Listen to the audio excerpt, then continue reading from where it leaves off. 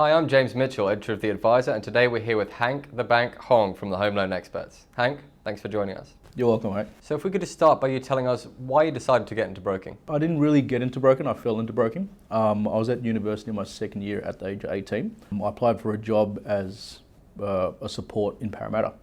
And I sat there for 3-4 years working under a mortgage broker and just learning the ropes.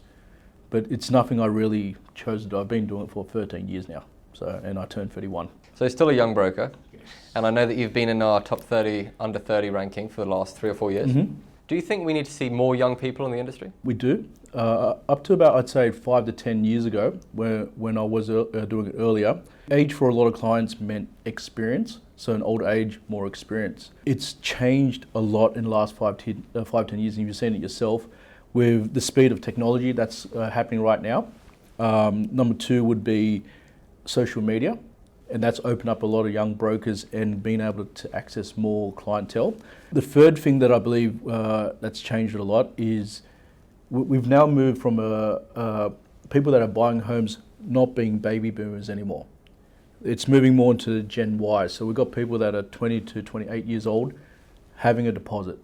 So therefore the clientele has changed from the mums and dads to a younger generation. With the younger generation, they're probably looking at more at, I guess, they need someone that's, younger as well, and someone they can empathise with and actually have a normal conversation with as well, rather than, I know it doesn't sound too bad, someone who's a little bit older. Obviously, we've seen a lot of pricing and policy changes, things coming from APRA. How have you adapted your business or the way you operate as a result of that? With our business, we've always kept abreast with every single lender and what they specialise in. So it was very normal for us to just work out, this lender can do this lender can do this, and pretty much send it out to the rest of our guys and say, these are what we're going to be playing with. So with the changes, it actually makes it better for brokers, because basically the banks aren't doing their job. They're not staying abreast of what they can do. And certain banks that, let's say, drop down to 80%, they've just had to turn clients away. So now clients, this change is fantastic because now the clients are looking for brokers. Someone that's never dealt with a broker before will actually now seek out a broker because that broker has access to everyone.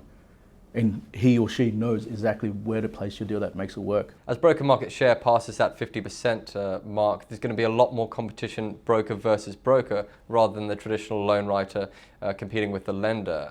How are you guys adapting and growing your business to have that point of difference over your competition? What we do very well is we never stop education. So we attend as many of the training sessions that are provided by banks. So I think CBA, Macquarie and Peppers have given us fantastic training, keeping abreast of all the lenders. So I've heard back in the past that brokers are supposed to know, brokers will know maybe 2-3 lenders very well, expertly, and they might know another couple of 3-4 banks. You need to know all of them.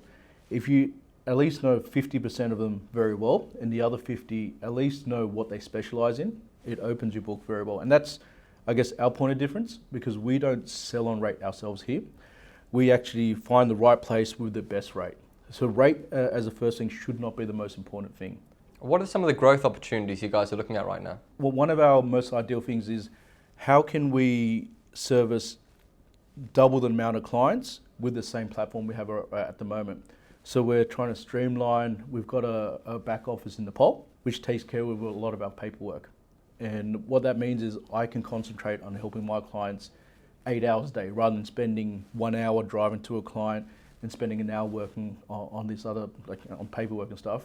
But Nepal can just take care of everything that we do. So just as a final question, what would you say the biggest challenge of your career to date has been? The biggest career challenge for me was at the start, no one wants to deal with you because you're not experienced and you're young. Then after a while, when you become really good and people know your name and they know you by Hank the Bank, the hard bit is now servicing those clients that keep coming. So instead of having 1, you have 10. What you've got to do after that is really learn to delegate and just work on the task that you know. So if you're a good salesman, you've got to do the sales.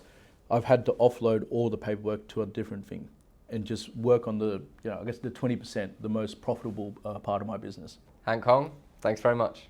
Thank you. Thanks.